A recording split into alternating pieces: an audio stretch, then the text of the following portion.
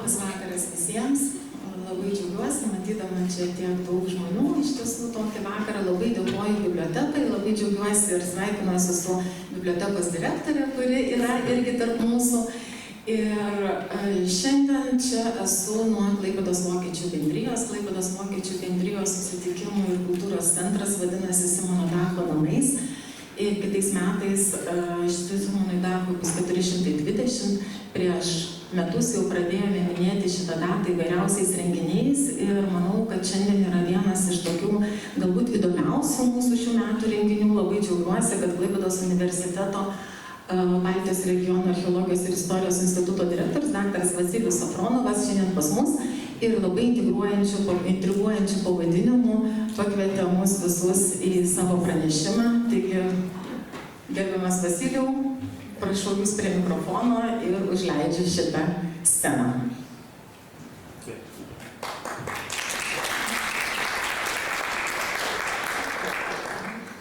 Kadangi jau paplojot, aš galiu eiti. Tai sveiki visi. Šis pranešimas, renginys yra dalis platesnio renginių ciklo, kaip Rasa jau anonsavo. Iš viso 3 tokie renginiai. Vienas iš jų yra šiandien, dar jau sulaukia 15 dieną, Simono Dacho namuose susitikimas su knygos apie Simoną Dachą, naujai išleistos knygos, prieš kelius metus išleistos knygos autoriumi, literatūros istoriku Akseliu Valteriu, kuris specialiai atvažiuoja tą progą iš Vokietijos, taigi nepraleiskite šito renginio taipogi. Na, o šiandieną apie ką aš galiu kalbėti, aišku, apie daugą, bet pasirinkau kalbėti apie Anę ir ne tik. Tai yra papasakoti apie Simono Dacho atminimą Klaipėdoje, įvairius ženklus susijusius su šitą personaliją ir apskritai, kaip klaipėdiečiai žiūrėjo į šį žmogų. Pradėti norėčiau nuo įvykių, kurie vyko, kuriems dabar praktiškai toks mini jubiliejus, 35 metai.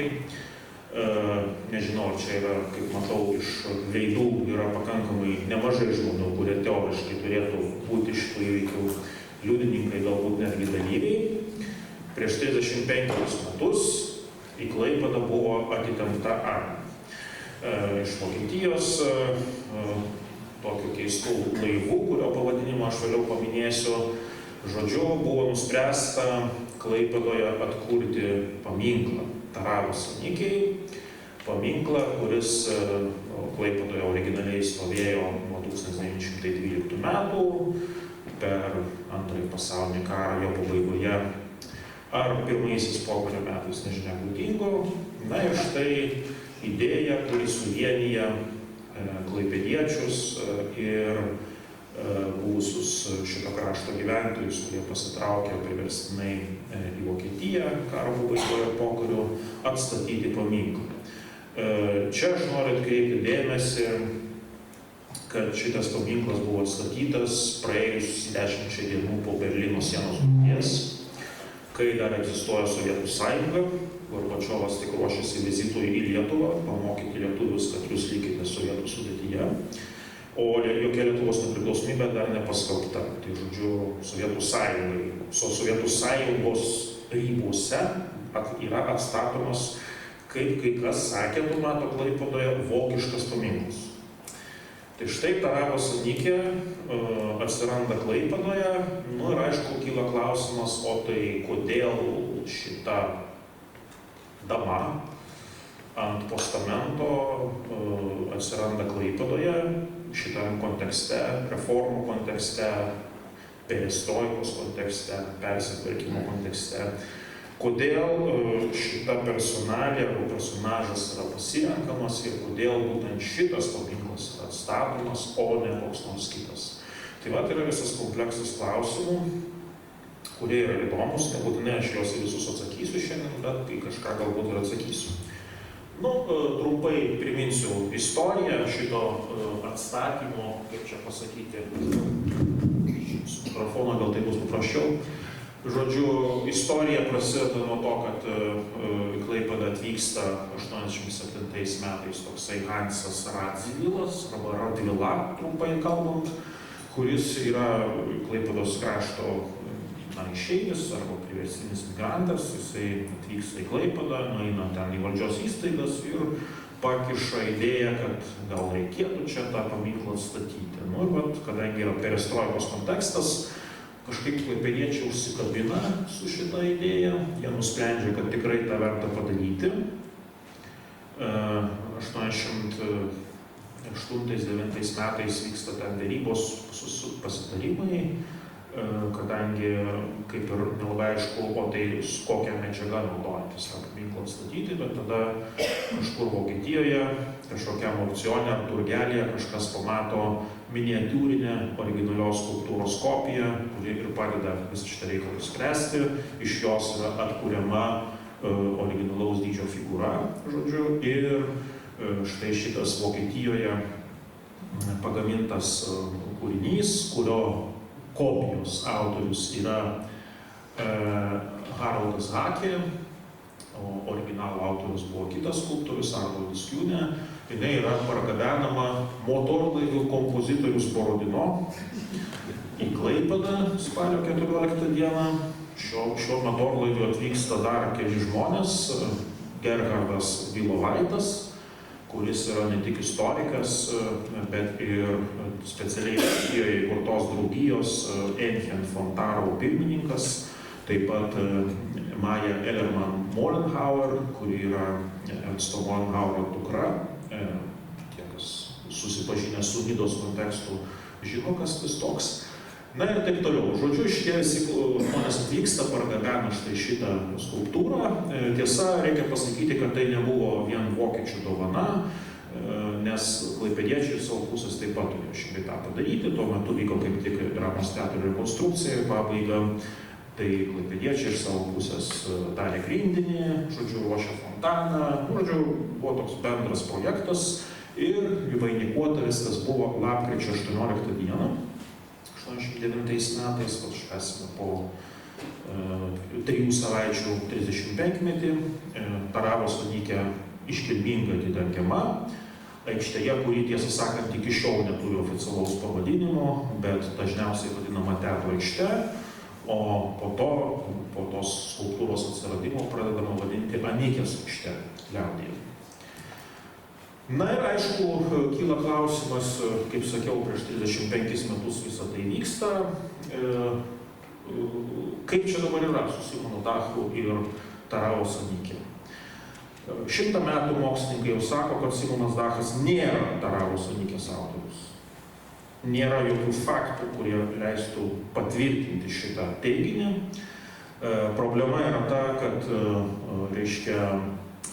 šitas eilėraštis, kuris iš pradžių yra išspausdinamas pavadinimu Anke von Taraf, jisai atsiranda Heinricho Alberso tokio, karaliaučiaus intelektualo 17 amžiaus 50-metyje išleistame arijų rinkinyje, 5 tome, ir ten nėra parašyta, kas yra autorius. Tiesiog yra paskelbiamas tekstas be autorius. Autorystę priklijavo Simonui Dachui. Pirmą kartą yra fiksuojama, yra keli tokie skirtingi tvirtinimai, bet vienas iš pirmųjų kartų, apie kurį man pavyko aptikti informaciją, yra Taravos bažnyčios kronika, kuri buvo parašyta praėjus 64 metams jau po Simono Dacho mirties. Reiškia, jau ne amžininkai, o praėjus tam tikram laikui po įvykių liudininkai priskiria, nebe liudininkai jau tiesą sakant, priskiria autorystę Simonui Dachui. Tada mes turime kitą veikėją, kuri šitoje istorijoje yra nepaprastai svarbus, tai yra Johaną Gotfridą Herderį, kuris 18 amžiaus 80-metį išleidžia tokį rinkinį Tautų balsai, jis išvertus iš vokiečių kalbos vadinasi. Ir tuose Tautų balsuose jisai tiesiog parašo, kad čia autorius yra Dachas ir viskas. Herderis šitą veiklas pasklinda labai smarkiai, jo cirkuliacija yra labai didžiulė.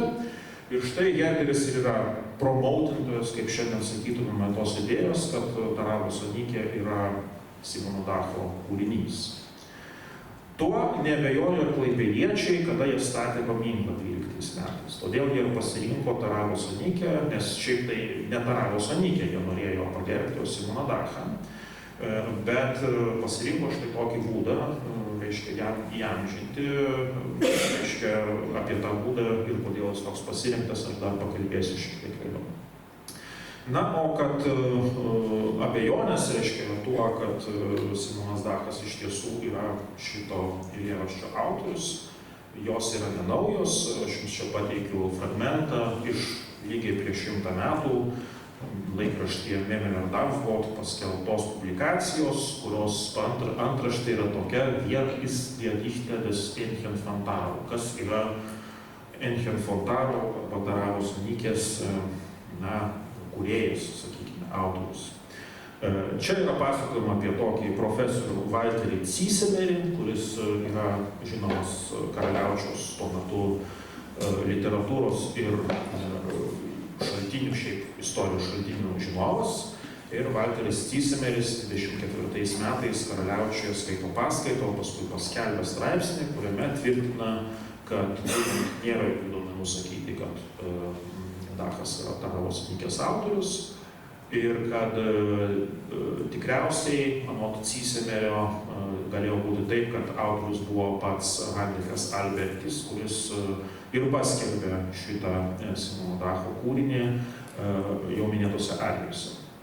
Šitas klausimas nėra iki galo išspręstas, aš jo šiandien irgi nesiruošiu jums išspręsti, tiesiog, kaip čia pasakyti, signalizuoju, kad ne viskas yra aišku šiame gyvenime ir kad štai mokslininkai jau 100 metų diskutuoja vis dėlto ir, jo, tiesą sakant, ir šiandien nuomonė akademinė yra tokia, kad nėra jokių duomenų, kurie leistų tvirtai pasakyti, kad Simonas Dachas yra Taravos Anikės autorius. Jų neatsirado prieš 100 metų, bet tai nereiškia, kad taip negalėjo būti. Bet Simonas Dachas šiaip yra žmogus, kuris, kurį Taravos Anikė išgarsino, bet galbūt šitą sluoksnį palikime ir pereikime prie pačios personalijos šiek tiek iš pradžių.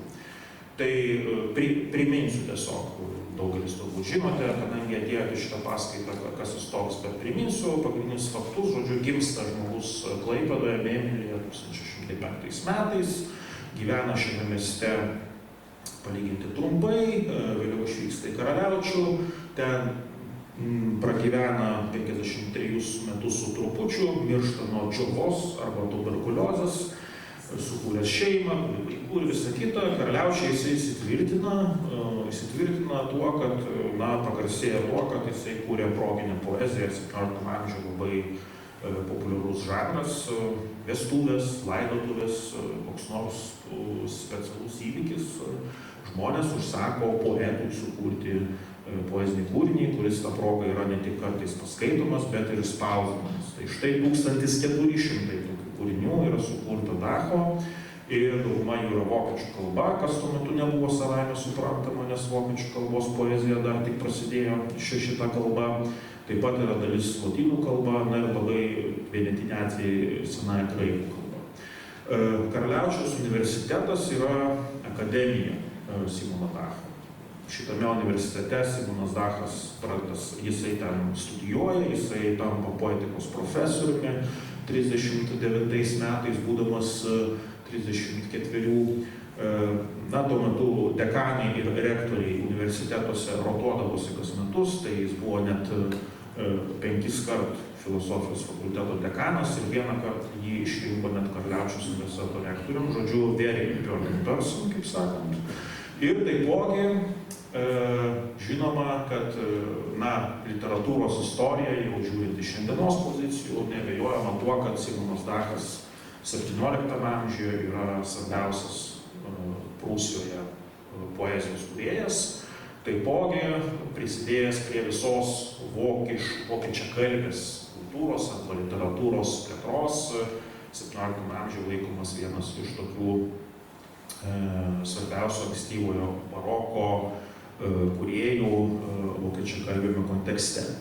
Kaip šitas žmogus atrodė, yra visi originalūs jo laikais sukurti paveikslai, kurių tiesą sakant, kiek žinau, buvo vienas prarasti. Bet yra kopijos, viena iš jų yra štai šita, tai yra, žodžiu, portretas, kurį nupaišė Filipas Vestfalis, kurį paskui perpaišė Wolfgangas Filipas Kilianas ir kurį paskelbė Johanas Valentinas Pičas.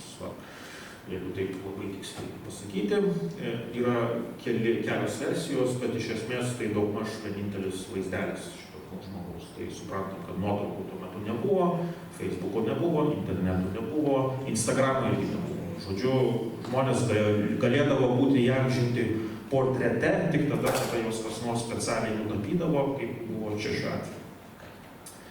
Tai štai Simonas Dachas. Na ir aš kaip juokauju, praėjusiais metais čia mes turėjom Klaipėdoj tokį fenomeną, žmogus išėjo Napilin ir gavo kultūros magistro titulą. Tai jeigu mes tą tradiciją tęstumėme ir kultūros magistro titulus dalintumėme žmonėm, kurie jau seniausiai mirė, tai Simonas Dachas tikrai būtų pirmas pretendentas į šitą titulą, nes Simonas Dachas iš tikrųjų yra pirmas žmogus, kuris tokiu mastu reprezentuoja Klaipėdą. Jisai yra neabejotinai būtų pats pirmasis kultūros magistras, tą aš jau susakęs anksčiau ir galiu pakartoti šiandien. Na, Simonas Dachas ne Klaipėdoje buvo pradėtas įamžinti, ne Klaipėdoje jo atmintis buvo plėtojama visų pirma, o Karaliaučiuje. Suprantama, kodėl. Karaliaučius buvo intelektualinis centras, Karaliaučiuje Simonas Dachas įsitvirtina, jis ten pragyvena, tiesą sakant, didžiąją gyvenimo savo dalį, jis ten veda, sukuria šeimą, jis ten, kaip sakant, pakyla iš tokio vaikėzo, kuris atvyksta iš neturtingos šeimos iki Karaliaučiaus universiteto poetikos profesorių, žodžiu, elito, kitaip sakant, intelektualinio, kultūrinio, socialinio elito atstovo. Va, ir aišku, kad Karaliaučiuje yra daug, pakankamai daug, tiksliau buvo, nėra, čia reikėtų būti laiką sakyti, buvo daug įvairiausių vietų, reiškia ženklų, kurie, na, Simono Dacho atminimą vienaip ar kitaip liudijo puoselėjo. Daugelis jų yra šiandieną dingi. Tai vienas iš jų yra jau mano minėtas portretas, sukurtas amžininko Filipo Vestfalio, jis buvo saugomas Valenrodo bibliotekoje, Valenrodo biblioteka sudegė 1944 metais dėl žinomų aplinkybių Antrojo pasaulinio karo. Karaliaučiuje buvo Vokietijoje daugelis universitetų praktikuoja tokią praktiką. Pagrindinis universiteto pastatas yra išpuošiamas tokiais bareljefais, medalionais žymiausių profesorių, arba jie būna ant tokių lentelių užrašyti. Tai Karaliaučiuje lygiai taip pat buvo. Ant Karaliaučiaus universiteto pastato Simono Dacho medalionas, bareljefas buvo. Karaliaučiuje buvo gatvė. Tiesa, jinai atsiranda palyginti vėlai, 10 amžiaus pradžioje. Karaliaučiuje buvo kiti ženklai, buvo paveikslai įvairūs, atminimo lenta ant namo, tik niekas jau nebežinojo, kur jis palaidotas. Kapas nebuvo išlikęs, prieš karą jau, kalbant apie prieš Antrąjį pasaulinį karą situaciją. Tai žodžiu, pagrindinis iš esmės, jeigu taip žiūrėti, centras, kuriame koncentruojasi visos atmintinos vietos, yra Karaliaučius. Kaip šio požiūrio atrodo Klaipėda? Klaipėdoje Dachas gimė ir pragyveno iki maždaug 15 metų. Tai, galite įsivaizduoti, kad Klaipėdai taip jau sekasi, kad jeigu čia kas nors gimsta, tai pragyvenę tam tikrą laiką, paskui kur nors išvyksta ir daro išgarsėję. Tai Simonas Dachas yra vienas iš tų žmonių lygiai taip pat. Ir aišku, kadangi jis išvyksta iš Klaipėdos anksti, tai nėra jokių ženklų, kad klaipėdiečiai labai jis rūpėjo. Nei 17 amžiuje, nei 18 amžiuje, nei didžiąją dalį 19 amžiaus klaipėdiečiam nelabai rūpi tas Simonas Dachas, tiesą sakant. Mes neturime jokių įrodymų, kad jo būtų domimasi, kad jis būtų skaitomas. Galbūt ir buvo skaitomas, bet paliudijimų akivaizdžių nėra. Va, jokių pavadinimų, jokių atminties ženklų, nieko. Ir tada kyla klausimas, aišku, kodėl taip yra. Nu tai todėl, kad tam, kad palaikyti tam tikrą tradiciją, tam tikrą atminimo, intelektualaus žmogaus, kultūros žmogaus, reikalinga kultūrinė terpė, reikalinga intelektualinė terpė mieste, o šitame mieste jos ilgą laiką nėra. Tai yra pirklių, verslininkų, vadybininkų miestas, kurie daro pinigą, daro biznį, taip sakant, prekiauja medieną, geria arbatą ir taip toliau, bet kultūra jam neįdomi. Va, todėl jam, kadangi kultūra neįdomi, tai Simonas Dachas irgi neįdomus, nes jis kultūros atstovas. Bet šitas požiūris ilgainiui keičiasi ir pagrindinis veiksnys, kuris sąlygoja šitą kaitą, yra Vokietijos reicho sukūrimas. Otto von Bismarckas 1871 metais, kaip sakydavo Prūsijos senoji istoriografija, krauju ir geležimi, suvienija Vokietiją ir nu ką, Klaipėda pirmą kartą per visą savo istoriją 600 metų patenka į darinį, politinį darinį, kurio pavadinime yra žodis Vokietija. Klaipėda iki tol buvo Prūsijos dalis, dar prieš tai Kuršo dalis. Su ta Vokietija reikia pradėti megzti kažkokius tai simbolinius ryšius. Dėl to, kad klaipėdiečiai dar turi pasijusti esą Vokietijos atstovai. Nu ir tos ryšius megzti leidžia vokiečių tautinė kultūra, kuri buvo pradėta kurti 18 amžiaus antroje pusėje, 19 amžiaus pirmoje pusėje. Vokiečių tautinė kultūra, kuri, na, kaip čia pasakyti, suformuoja tam tikrą kanoną, kas yra vokiečių rašytojai, kas yra vokiečių poetai, kas yra vokiška opera, kas yra vokiški drabužiai, kas yra vokiški batai ir taip toliau, kas yra vokiškas skonis. Tame tarpe suformuoja kanoną apie literatūrą ir Simonas Dachas, žinoma, šitame kanone turi savo aiškią vietą. Simonas Dachas per Herderį ir kitus ir garsėja. Enchen von Tharau yra daina, kurią visi dainuoja Vokietijoje. Jinai tampa tokių atpažinimo ženklų, reiškia, ir klaipėdiečiai pradeda galvoti, jeigu šitą dainą visi dainuoja ir jeigu Simonas Dachas gimė Mėmelėje, tai ar nevertėtų mums labiau pozicionuotis, kad čia Simonas Dachas gimė Mėmelėje. Galbūt šitaip mes leisime pajusti klaipėdiečiams, kad jūs esate tos didžiojo vokiškojo kūno, kurio dalimi jūs tik tapote, tvirta dalis, taip sakant. Nu ir tai padeda, aišku, padaryti įvairūs straipsniai. Štai enciklopedijos tokios buvo leidžiamos intelektualiesiems žmonėms, kurie mokėjo skaityti. Ir čia yra Mairio enciklopedija, 19 amžiaus 80-metis, aš jums čia išryškinau, toks trumpas straipsnelis apie Mėmelį, reiškia, ir jo pabaigoje yra įrašas, kad Memel ist Geburtsort des Dichters Simon Dach und des Astronomen Arge Langer. Čia tarp kitko, reiškia, kad čia vykdoma prekyba, reiškia, kad yra tiek ir tiek gyventojų, tiek ir tiek žydų, tiek ir tiek laivų atplaukia. Trumpa istorinė apibraiža ir gale štai toks sakinys įkaltas, kad Mėmelis yra vieta, kurioje gimė poetas Simonas Dachas ir Arge Langeris. Mėlio žodynas spausdinamas Leipcige. Leipcigas yra pagrindinė tuo metu Vokietijoje poligrafinė vieta, kur viskas yra spausdinama, taip sakant, kultūrinis hubas, kaip šiandien sakytume. Tai iš Leipcigo pagrindinio vokiečių poligrafijos ir kultūros centro tuo metu sklinda tokia žinia ir aišku, klaipėdiečiai pasiskaito tokią žinią ir galvoja, tai reikia kažką daryti. Ir jie daro. Pirmas ženklas, kuris atsiranda Klaipėdoje, yra toks medalionas, reljefinis medalionas. Deja, jo jokių kokybiškų nuotraukų mes neturime. Čia yra labai prastos kokybės nuotrauka, vienintelė, kurią aš esu aptikęs spaudoje. Jinai yra tokio monetos daugmaž dydžio, natūraliai, čia aišku išdidinta.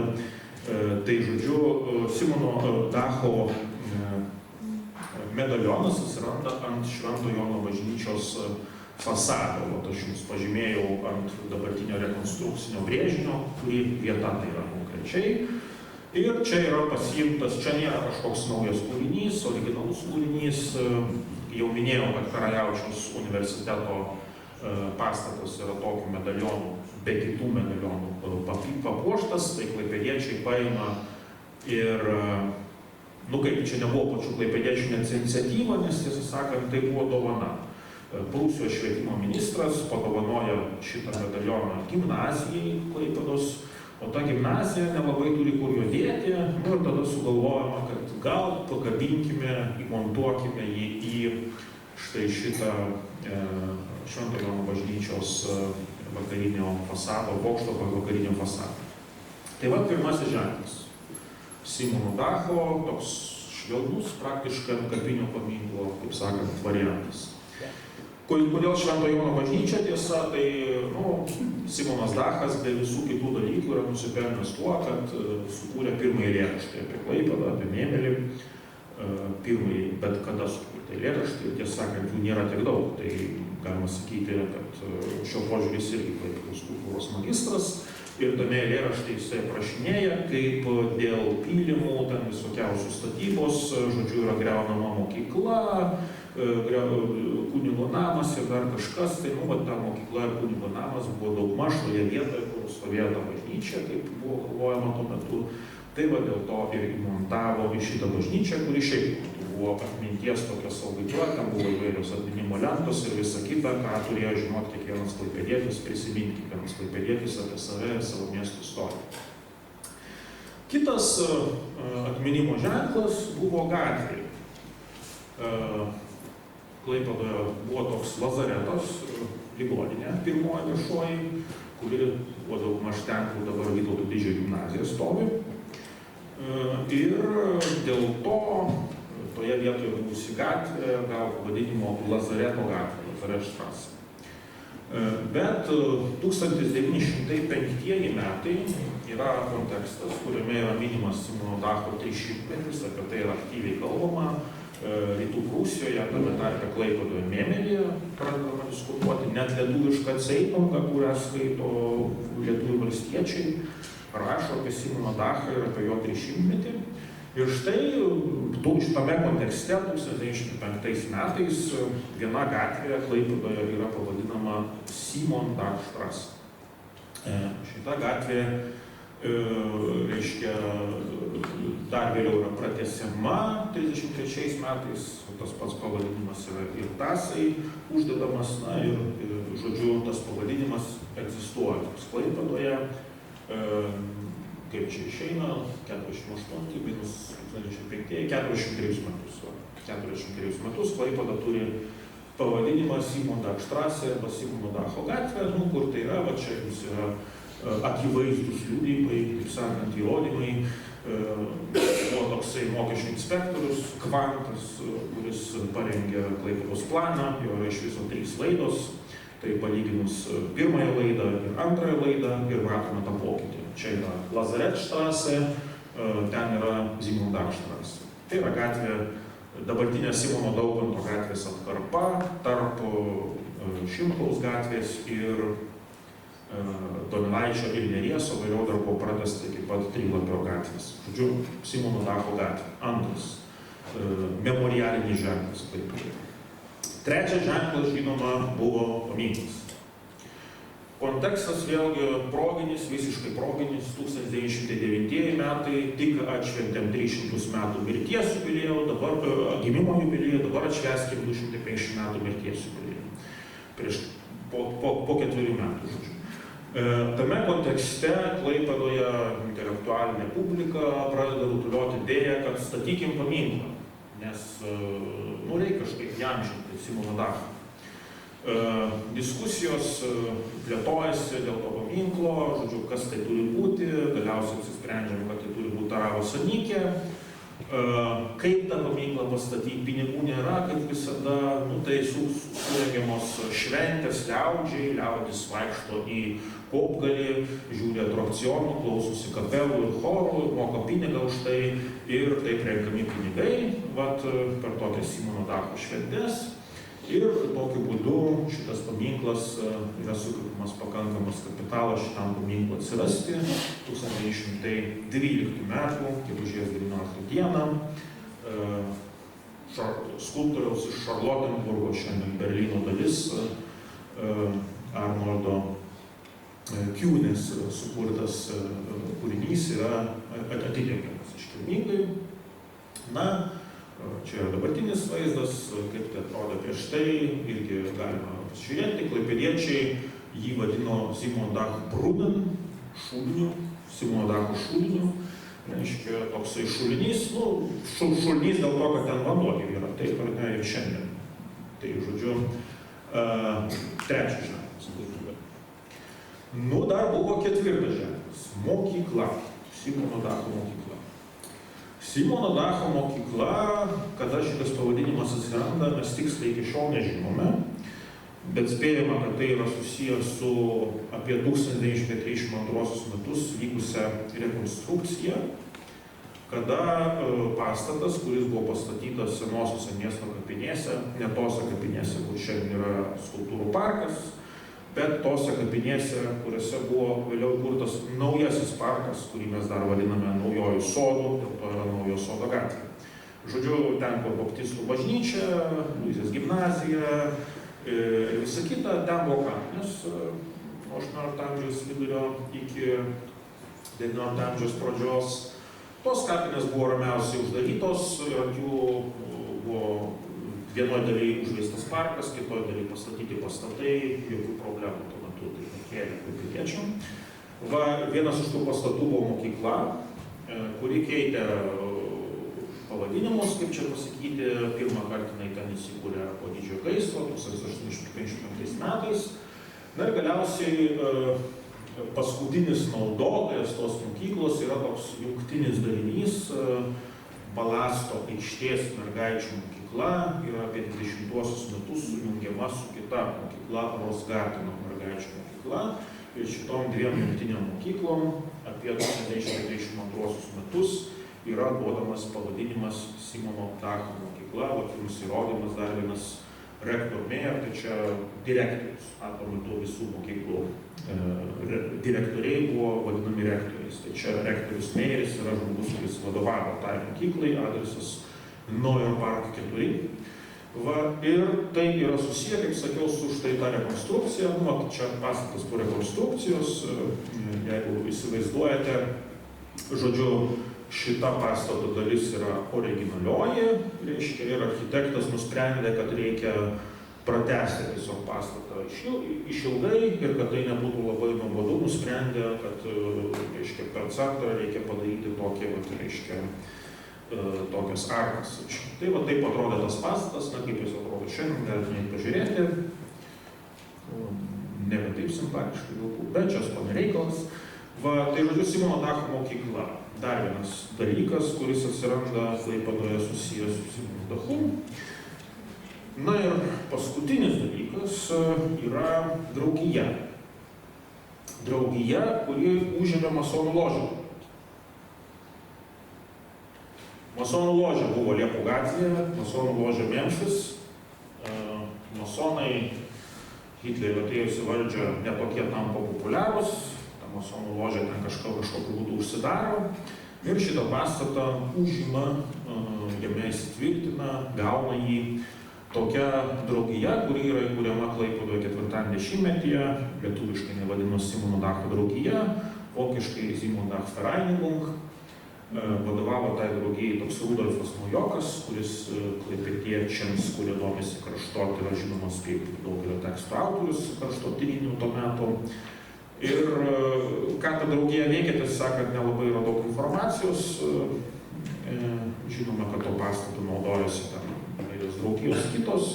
Ir žinome, kad kada jau Klaipėda dar netapo hitlerinio reicho dalimi, bet jau viskas link to artėjo, tai įvyko toks keistas posėdis, kuriame draugija pati save paleido 39 metų vasarį ir jos nebeliko. Tai žodžiu, trumpai neveikia ir veikia būtent šitame name, kaip galima spręsti iš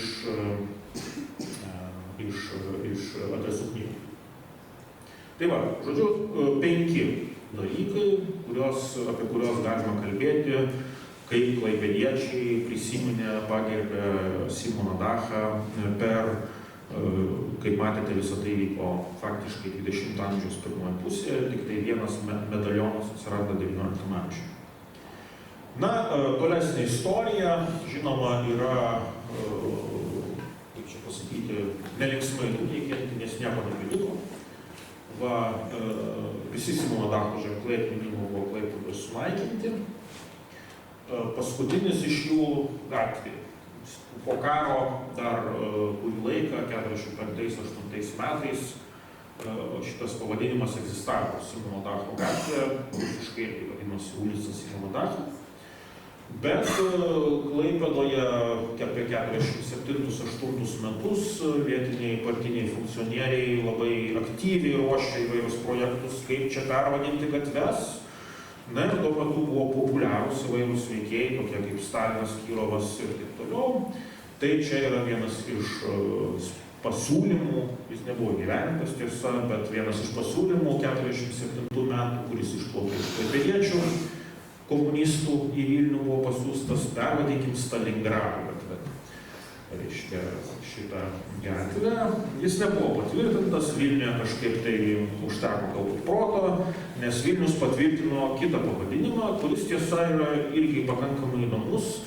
Manau, kad kažkas tuo metu Vilniuje priėmė labai selektinišką sprendimą, paliko vardą, bet pakeitė pavardę, net pavardės pirmą raidę paliko. Žodžiu, Simon Dach tapo Simon Daukantas arba Simonas Daukantas. Tokiu būdu Klaipėdoje atsiranda Simono Daukanto gatvė 48 metais. Nu, faktiškai, jeigu taip trumpai pasakyti apie sovietmetį, nežinau, čia yra turbūt daug žmonių, kurie tuo metu gyveno, tai gal jūs ir turėjot kažkokį galimybę kažką pasiskaityti. Bet aš šiandien įsivaizduoju, kad žinodamas daugmaž kontekstą, kas buvo rašoma miesto spaudoj, kas buvo rašoma, sakykime, viešai prieinamuose šaltiniuose, tai labai daug informacijos apie Simoną Dachą sovietmečių klaipėdiečiai gauti negalėjo. Praktiškai išvis negalėjo. Pasižiūrėjus į tarybinės enciklopedijas, tai ta pirmoji mažoji lietuviškoji tarybinė nieko nerašoma joje, raudonojoje 12-tomėje yra trumpas straipsniukas, žaliojoje, kuri vėliausiai pasirodo vėl nieko nebėra apie Simoną Dachą. Tai žodžiu, Simonas Dachas šmeistelėjo enciklopedijoje vienoje ir taipogi mes turim labai įdomų dalyką, apie kurį noriu truputėlį plačiau papasakoti. 76 metų istorija, paieškos, kur Taravos Onutės skulptūra. Štai, čia aš neįsigalvoju. Tarybinė Klaipėda, kur Taravos Onutės skulptūra.